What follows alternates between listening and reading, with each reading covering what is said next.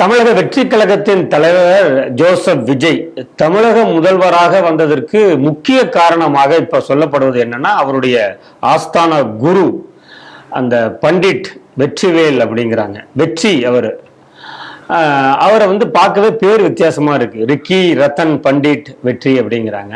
அவரு தான் இவரை முழுக்க முழுக்க இவருக்கு கைட் பண்ணி, ஈவன் அவர் போட்டு வர கோட் ஷூட் எல்லாமே சொல்றாங்க. நிறைய மீம்ஸ் வருது. அவர் சொல்றதுனால தான் இந்த ட்ரெஸ் காஸ்டியூம்லயே அவர் வராரு அப்படிங்கிற மாதிரிலாம் சொல்றாங்க.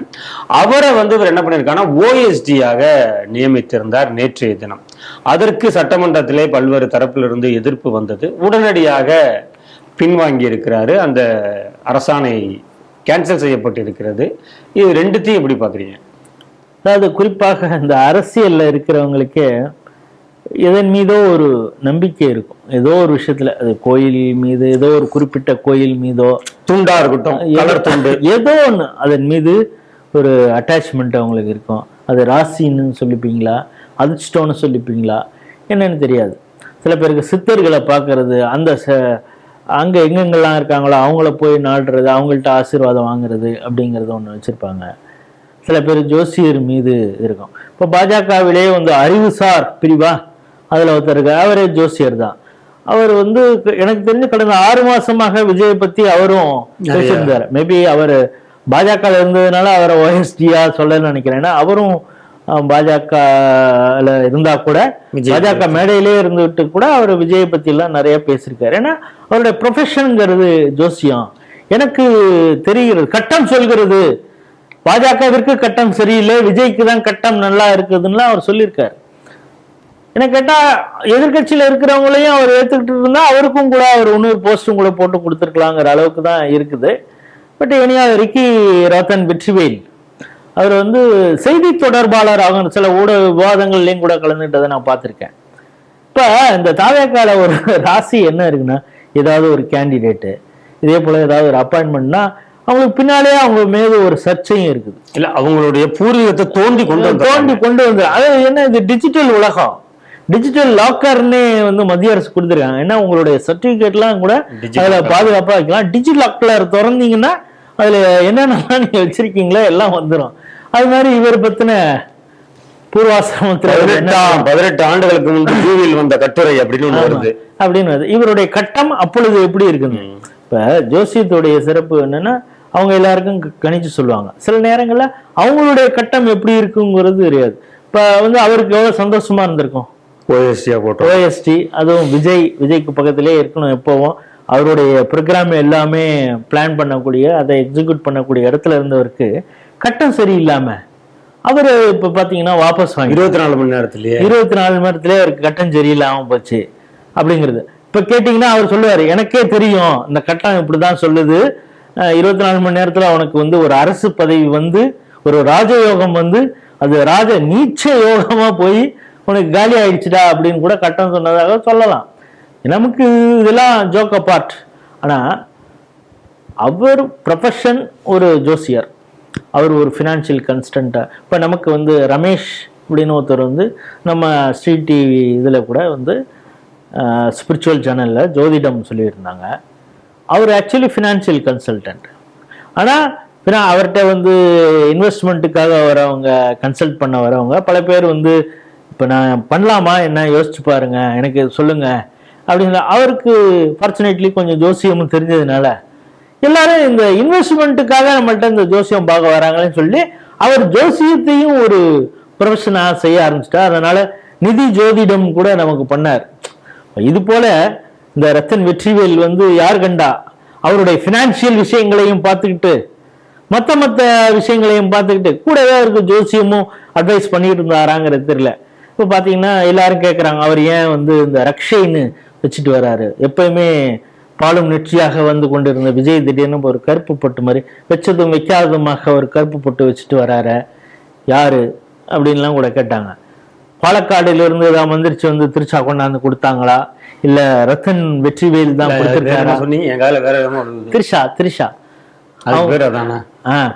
அல்ல, அவங்க ஒரு யாகம் அங்க ஏதாவது வளர்த்து அவருக்கு ரட்சை இருக்கணும், பாதுகாப்பாக இருக்கணும்னு சொல்லி அந்த இது கொடுத்துருக்காங்க, அதை தான் அணிந்து கொண்டு வருகிறாரா அப்படின்லாம் கூட பேசினாங்க. அப்படி அவருக்கு அட்வைசராக இருக்கிறான்னு தெரியல. நமக்கு என்னன்னா, ஒரு அப்பாயின்மெண்ட் பண்ணிட்டீங்க, ஓஎஸ்டிங்கிறது அது அவங்களுடைய பர்சனல் பிரிவில் வருது. அரசு சம்பளமாக இருந்தால் கூட தன்னுடைய பயணம் விஷயங்களை அவருடைய முக்கியமான சில வேலைகளை பார்ப்பதற்காக ஒரு ஸ்பெஷல் ஆஃபீஸர் ஆன ஸ்பெஷல் டியூட்டி இவர் எப்பொழுது இருக்கிறாரோ அந்த பதவியில அது வரைக்கும் அவர் இருக்கலாம். இவர் போயிட்டாருன்னா இது கவர்மெண்ட் ஜாப், ஐஏஎஸ் ஜாப் மாதிரிலாம் கிடையாது இது. அதனால அது அவருக்கு தனிப்பட்ட அதிகாரத்தில் இருக்கிறது. இதை இங்க 4 சில்லுண்டு பேரு வந்து அதாவது பொழப்புக்கு வந்து இவன் வந்து அறிவாலயத்துல தான் போய் பிச்சை எடுக்கணும். யாரு? இந்த கம்யூனிஸ்டுக்கு, விடுதலை சிறுத்தைகள், இவங்கெல்லாம் எதிர்ப்பு தெரிவிச்சோடனே இவர் வந்து தான் யாருக்குமே பயப்பட மாட்டான் அப்படின்லாம் ஒரு உதார விட்டுட்டு இப்போ பார்த்தீங்கன்னா 5 நடுங்கி இந்த துரந்தர் பிரேமலதா அக்கா அவங்க அந்நியார் அவங்கெல்லாம் பேசின உடனே உங்களுக்கு வேண்டுமானால் அவர் ராஜகுருவாக இருக்கட்டும், ஆனால் அவரை எப்படி நீங்க அரசு பதவி கொடுக்கலாம் அப்படின்னு தான் வரி பணத்தில் ஊதியம். இது வந்து பகுத்தறிவு கொண்ட பூமி. இதுல அறிவியலுக்கு தான் நீங்கள் முன்னுரிமை கொடுக்க வேண்டும். இது போல ஜோசியம் அப்படின்ற வன்னி அரசு இவங்க எல்லாம் பேசின உடனே ஐயோ அவன் பெரிய தப்பு பண்ணிட்டோம் போல இருக்கு அப்படின்னு சொல்லிட்டு அவர் பின்வாங்கி இருக்கிறார். இதுவே முதல் சறுக்கல் அப்படிங்கிறது வந்து ஒரு முதுகெலும்பு இல்லாத தன்மையை தான் காட்டுகிறது. அந்த கோட்டுக்குள்ளார அவர் பார்த்தா ஒரு வெளிநாட்டுல வந்து ட்ரம்ப் மாதிரி, ரஷ்ய அதிபர் மாதிரி தன்னுடைய அந்த அட்டையரையே அவர் மாத்திட்டாரு. இது என்ன வேஷ்டி சட்டையோட தான் வருதா? ஒரு ஹீரோயா அப்படி கோட் ஷூட்டோட வருவாரியான்னு பார்க்கறதுக்கு நல்லா இருக்கு. ஒரு ஹீரோவா இருக்கிறாரு, அதே கெட்டப்ல வரணும்னு நினைச்சிருக்காரு, ரைட்டு. ஆனா அந்த கோட்டுக்குள்ளார இருக்கிறவர் ஏன் இவ்வளவு பயந்துகிட்டு இருக்காரு அப்படிங்கிறது தான் கேள்வி. இவங்களுக்குள்ள இருக்கிறவர் இந்த 4-5 சில்லுண்டுகள் இதுவே எடுப்பு, இதுவே யார்கிட்டயோ பிச்சை எடுத்துட்டு கட்சியை நடத்திட்டு இருக்குது. இவங்களுடைய மெட்ராஸ் பஸ்ஸஸ் இந்த உதாருக்கு பயந்துட்டு இவர் ஏன் பின்வாங்கினார் அப்படிங்கிறது தான். நீங்க ஒண்ணு அப்பாயிண்ட் பண்றதுக்கு முன்னாலே யோசிச்சிருக்கணும். இன்னொன்னு சத்தியமாக உங்க ஜோதிடர் அதனால இவர் ஓஎஸ்டியா போடுறோம் அப்படின்லாம் சொல்லியிருக்க மாட்டாங்க. அவருக்கு வந்து பினான்சியல் மற்ற அட்வைஸ் கொடுக்கக்கூடியவராக இருப்பாரு, அதனாலதான் கொடுத்துருக்கலாம். ஆனா நீங்க ஏன் பின்வாங்க? இன்னொன்னு அவர் கட்சியில செய்தி தொடர்பாளராக இருக்கா, அந்த அடிப்படையிலும் கூட அவர் ஒரு டேட்டா கன்சல்டன்டாக இருக்கலாம், டேட்டாவை புல் பண்ணி இவருக்கு கொடுக்கக்கூடியவராக இருக்கலாம். அப்படி இருக்கும் பொழுது எதுக்கு பின்வாங்கினார்கள் அப்படிங்கிறப்ப இப்பொழுதே எதிர்கட்சி திமுக அழுத்தத்திற்கு பயப்படுகிறீர்களா அப்படிங்கிற ஒரு கேள்வியும் இருக்குது. இதே போல ஒவ்வொன்றையும் அவங்க மிரட்டுனாங்கன்னா நீ பணிஞ்சு போனீங்கன்னா அதுக்கு அவங்களே ஆட்சியில் இருந்திருக்கலாமே, இது மாற்றமே கிடையாது அப்படிங்கிறதையும் மக்கள் கேட்கிறாங்க. தொடர்ந்து பார்ப்போம். ஆனா இவரையெல்லாம் நீங்க அப்பாயிண்ட் பண்ணலாமான்னு எதிர்கட்சி கேட்கிறாங்க. இந்த லியோனின்னு ஒரு ஆள் இருந்தான், ஆபாச பட்டிமன்ற பேச்சாளர். அவன் பெண்களை எல்லாம் அந்த சிலிண்டர் உருளையா தான் பார்ப்பான். அவருடைய மனைவியெல்லாம் அவர் எப்படி பார்ப்பாருன்னு நமக்கு தெரியாது. ஆனா பாக்குறவங்க எல்லாம் அப்படிதான் பார்ப்பாரு, அப்படிதான் கிண்டல் அடிச்சிருக்காரு இடுப்பெல்லாம் பார்த்துட்டு. எனக்கு அதான் அவர் வந்து நிறைய திமுக மீட்டிங்ல பேசியிருக்காரு. கனிமொழி இவங்கள எல்லாரையும் பார்த்திருப்பார்ல, அவருடைய கணக்கீடு எப்படி இருந்திருக்கும் அப்படிங்கிறது நமக்கு தெரியல. அவரை வந்து பள்ளி கல்வித்துறை அந்த பாடநூல் நிறுவனத்துல அவரை போட்டிருந்தாங்க. அப்புறம் காங்கிரஸ்ல இருக்கிற சோதிமணியெல்லாம் வேற பேசுனுச்சு, அறிவியல் இது அப்படின்னு.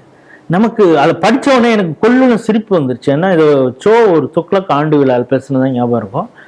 இந்திரா காந்தி வீட்டுல பாத்திரம் கழுவிட்டு இருந்தவங்களை எல்லாம் இவங்க ஜனாதிபதி ஆக்கிட்டாங்க அப்படின்னு ஒரு அம்மாவை குறித்து அவர் சொன்னாரு. அந்த நேரத்துல தான் பாஜக வந்து வாஜ்பாய்க்கு பாரத ரத்னா கொடுக்கணும் அப்படின்னு சொல்லியிருந்தாங்க.